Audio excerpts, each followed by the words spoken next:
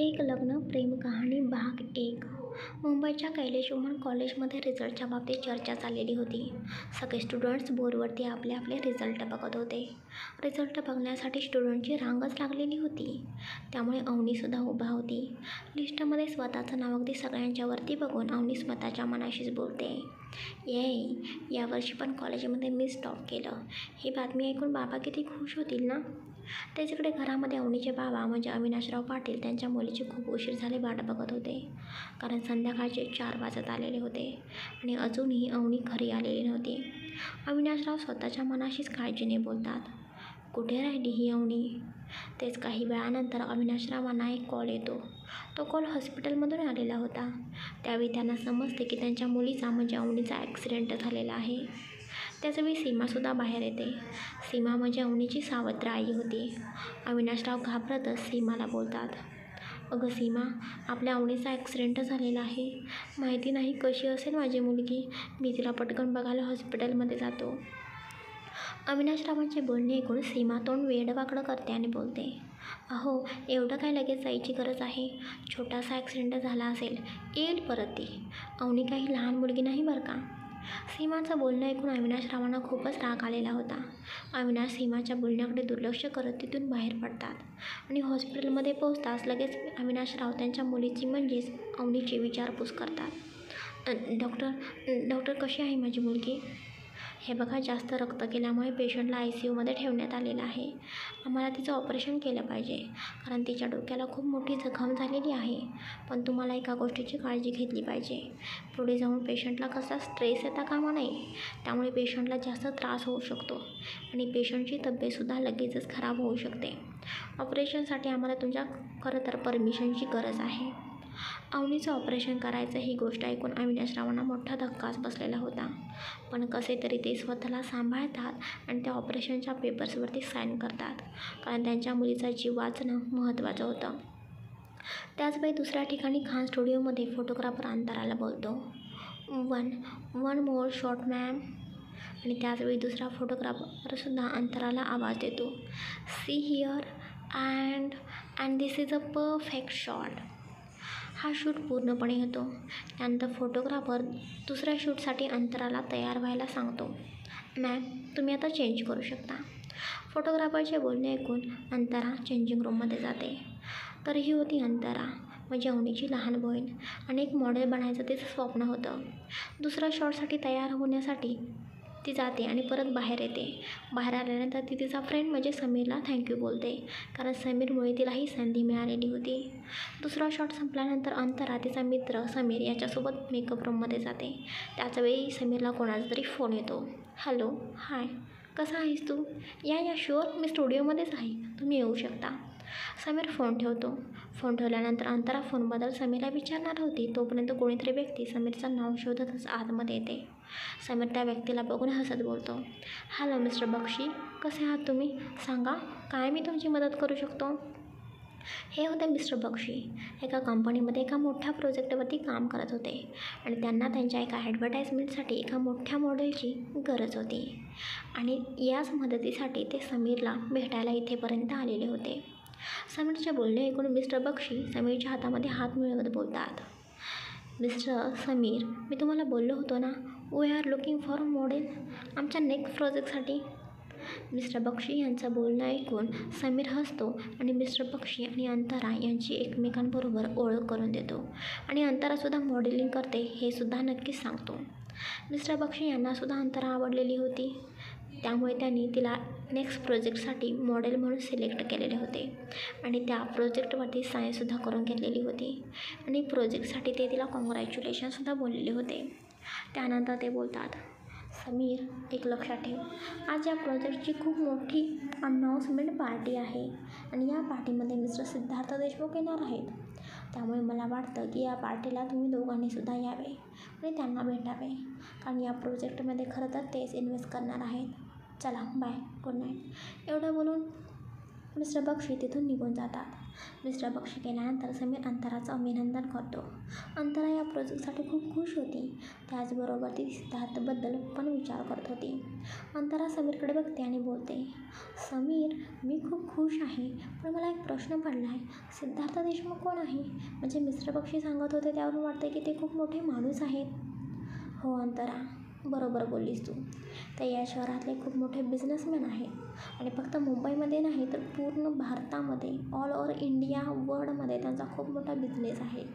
जर तुझी ओळख मिस्टर सिद्धार्थ देशमुखसोबत झाली तर तुला खूप मोठी मॉडेल बनवायला कोणीही थांबवू शकत नाही आणि तुझं स्वप्न लवकरात लवकर पूर्णसुद्धा होईल. समीरचं बोलणं ऐकून अंतरासुद्धा हसते आणि बोलते, अच्छा, मग यांना तर भेटलंच पाहिजे. तिकडे हॉस्पिटलमध्ये डॉक्टरांनी अवनीचं ऑपरेशन सुरू केलेलं होतं. डॉक्टरांच्या मतानुसार हे ऑपरेशन खूप रिस्की होतं, पण पेशंटला वाचवण्यासाठी डॉक्टर पूर्णपणे त्यांच्या परीने खूप प्रयत्न करत होते. इकडे हॉस्पिटलमध्येच अवनीचे बाबा ऑपरेशन थिएटरबाहेर हे ऑपरेशन कधी संपते याचीच वाट बघत होते आणि त्याचवेळी हॉस्पिटलमध्ये पोलीस येतात. त्यांनासुद्धा या ॲक्सिडेंटबद्दल खबर पोहोचलेली होती. ते तिथे येतात आणि अवनीच्या बाबांची चौकशी करू लागतात. तुम्ही ॲक्सिडेंट झाला त्या व्यक्तीचे रिलेटिव्ह आहात का? आम्हाला ॲक्सिडेंटबाबत चौकशी करायची आहे. पोलिसांचं बोलणं ऐकून अविनाशराव टेन्शनमध्ये आलेले होते. ते घाबरत बोलतात, हो सर, मी तिचा बाबा आहे. पण सर, ज्यावेळी ॲक्सिडेंट झाला तेव्हा मी तिथे नव्हतो. मलाच खरं तर हॉस्पिटलमधून कॉल आलेला. माझ्या मुलीचा ॲक्सिडेंट झाल्याचे मला समजले आणि मी लगेच इथे आलो. अविनाशचं बोलणं ऐकून पोलीस बोलतात, बरं, ज्यावेळी ॲक्सिडेंट झाला त्या ठिकाणी आम्हाला हे काही पेपर्स सापडलेले आहेत आणि काही माहिती आम्ही गोळा करतच आहोत. त्यामुळे लवकरच आरोपी सापडेल. त्यानंतर पोलीस अवनीची चौकशी करणार होते, पण डॉक्टरांनी सक्त मनाई केलेली होती. डॉक्टर बोललेले होते की आधी पेशंटला शुद्धीवरती येऊ दे आणि पेशंटला आरामाची खूप गरज होती. डॉक्टरांचे बोलणे ऐकून पोलीससुद्धा फक्त अवनीच्या बाबांची चौकशी करून तिथून निघून जातात. डॉक्टरांना बाहेर आलेलं बघून अविनाशराव घाबरत परत डॉक्टरांच्या जवळ जातात आणि बोलतात, डॉक्टर सांगा ना, आता तरी सांगा ना, कशी आहे माझी मुलगी? हे बघा मिस्टर, सध्या अवनीला आरामाची गरज आहे. तिला शुद्धीवरती येऊ दे, मगच आम्ही तुम्हाला तिच्याबद्दल सगळं काही सांगू शकतो. एका ठिकाणी अवनीच्या काळजीने अविनाशराव चिंतेत होते, तर दुसऱ्या ठिकाणी अंतरा तिच्या करिअरच्या स्टार्टअप बाबतीत खूप खुश होती. कारण अंतराने जो काही विचार केलेला होता, जे काही स्वप्न पाहिलेलं होतं ते सत्यात उतरत होतं. फायनली ते सगळं काही घडत होतं. अंतराने घरी येऊन पहिला ही गोष्ट तिच्या आईला सांगितलेली होती. ती धावतच घरी येते आणि आईचा हात पकडून तिला गोल गोल फिरवतच बोलते, आई आई आई, अगं फायनली माझं स्वप्न पूर्ण होणार आहे. तुला विश्वास नाही बसणार, मी एका प्रोजेक्टसाठी मॉडेल म्हणून सिलेक्ट झाले आहे. अंतराचा आनंद बघून सीमा बोलते, मला तुझ्यावरती गर्व आहे. मला माहिती होते तू तुझं स्वप्न नक्कीच एक दिवस पूर्ण करणार. I am proud of you. आज तुझं स्वप्न फायनली पूर्ण झालेलं आहे.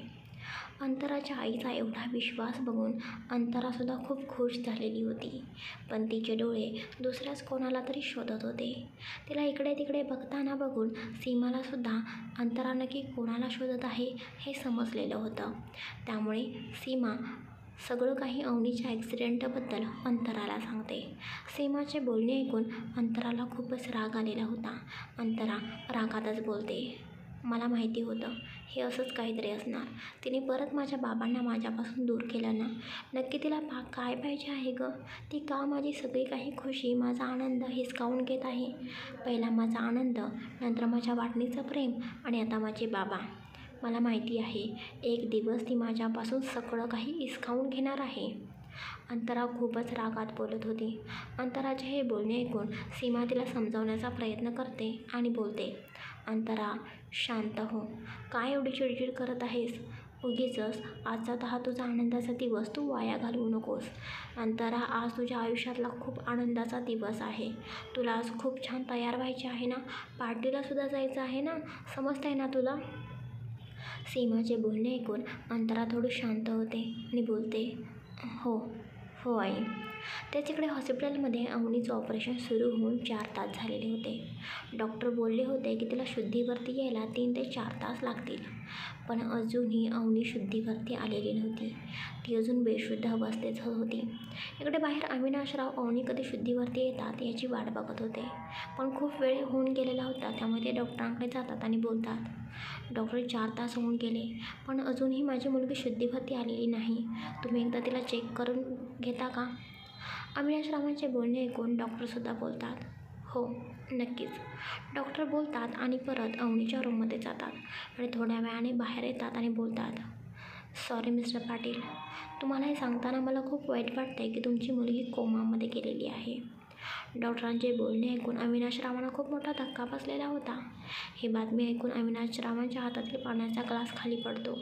ते रूमच्या बाहेर दरवाजाच्या आरशातून अवनीला बघून रडू लागतात. त्यांचं अवनीवरती खरंच खूप प्रेम होतं आणि तिला या अवस्थेत बघून त्यांना खूप रडू येत होतं.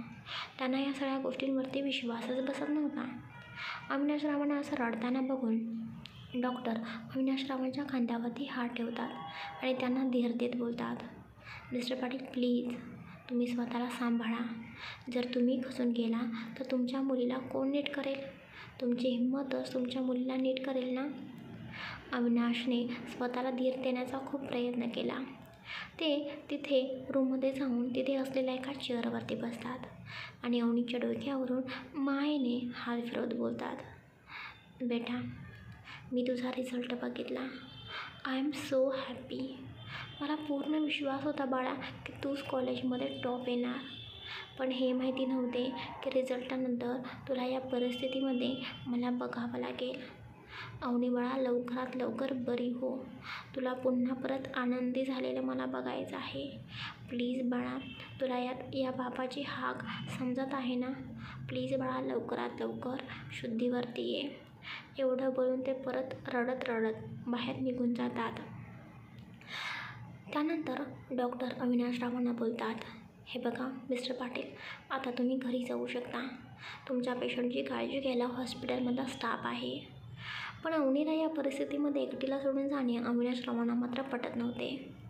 त्यामुळे डॉक्टर परत अविनाशरावांना समजावत बोलतात, प्लीज मिस्टर पाटील घरी जावा, आमच्यावरती विश्वास ठेवा.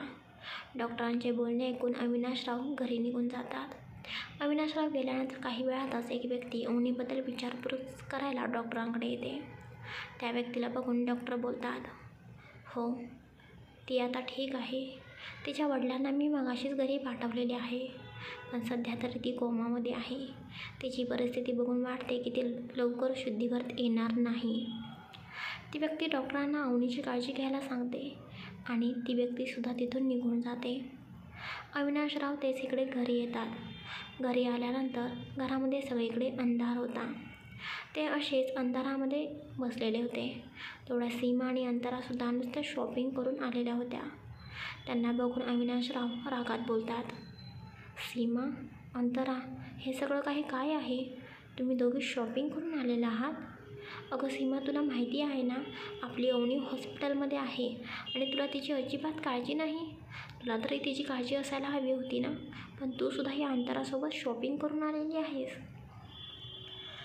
तेव्हा सीमा खूप आनंदाने अविनाशरावांना सांगते, अहो आपल्या अंतराला खूप मोठा प्रोजेक्ट मिळालेला आहे आणि आपली अंतरा आता लवकरात लवकर खूप मोठी मॉडेल होणार आहे. अहो आज आपल्या अंतराचा खूप मोठा आनंदाचा दिवस आहे आणि त्यासाठी आज एक मोठी पार्टी ऑर्गनाईज केलेली आहे, म्हणून तर आम्ही ही शॉपिंग केलेली आहे. पार्टीची बातमी ऐकून अविनाशराव नाराज झालेले होते. ते अंतराला पार्टीसाठी जाण्यासाठी मनाई करतात, पण अंतरा मात्र ऐकणार नव्हती. ती रागात बोलते, बाबा तुम्हाला माहिती आहे ना मी माझ्या करिअरच्या बाबतीत किती सिरियस आहे. मला हे पण माहिती आहे की तुम्ही अवनीवरती जास्त प्रेम करता, पण सॉरी बाबा, मी तुमचं या बाबतीत कधी काहीही ऐकणार नाही. अंतराला रागात बघून सीमा बोलते, अंतरा तू नको टेन्शन घेऊ, जा बरं तू पटकन तयार हो. सीमाचे बोलणे ऐकून अंतरा तयार व्हायला जाते. तेच इकडे सीमा बोलते, अहो मला माहिती आहे तुम्ही त्या अनाथ मुलीवरती खूप प्रेम करता, पण तुम्ही आपल्या मुलीबद्दल पण विचार केला पाहिजे ना, कारण अंतरा आपली मुलगी आहे. आपण तिच्याविषयी विचार करायचा नाही तर मग कोण करणार? तुम्ही का सारखं त्या अनाथ मुलीचा विचार करत असता? सीमाचे बोलणे ऐकून अविनाशरावांना खूपच राग आलेला होता. ते सुद्धा रागात बोलतात, सीमा तू तर कधी आत्तापर्यंत अवनीला आपली मुलगी मानतेच नाहीस. कमीत कमी तू तिला अनाथ तरी बोलू नकोस. असाच काही वेळ त्या दोघांचे भांडण तसेच सुरू राहते. चला गाईज, आजचा हा पहिला भाग कसा वाटला नक्की कमेंट्स करून सांगा. सॉरी गाईज, पाठीमागे थोडा तुम्हाला आवाजामध्ये गोंधळ ऐकू येत असेल, पण काय करणार, आता मी हा गोंधळ नाही कमी करू शकत. तुम्हाला तर माझा आवाज ऐकायचा असतो, त्यामुळे मी कसा तरी प्रयत्न करून व्हॉईस दिलेला आहे. आणि त्यात ही नवीन स्टोरी आहे. पहिला भाग विदाऊट व्हॉईसचा मला तर तुम्हाला दाखवायचाच नव्हता, त्यामुळे मी व्हॉईस दिलेला आहे. त्यामुळे आपल्या या कथेचा पहिला भाग कसा वाटला नक्की भरभरून कमेंट्स करून सांगा. आणि नक्कीच जसं तुम्ही रियांश आणि पिहूवरती प्रेम केलं तसंच सिद्धार्थ आणि आता बघूया पुढची कोण आहे, अवनी आहे की अंतर आहे, पण जी कोणी असेल त्या जोडीवरती नक्कीच भरभरून प्रेम करा. मग तुम्हाला कोण वाटतं, सिद्धार्थ कोणासोबत जमेल, अवनी की अंतरा? नक्की भरभरून कमेंट्स करून सांगा. आणि पहिला भाग कसा वाटला हे सुद्धा सांगा. पुढचा भाग उद्या प्रकाशित होईल. Bye, take care.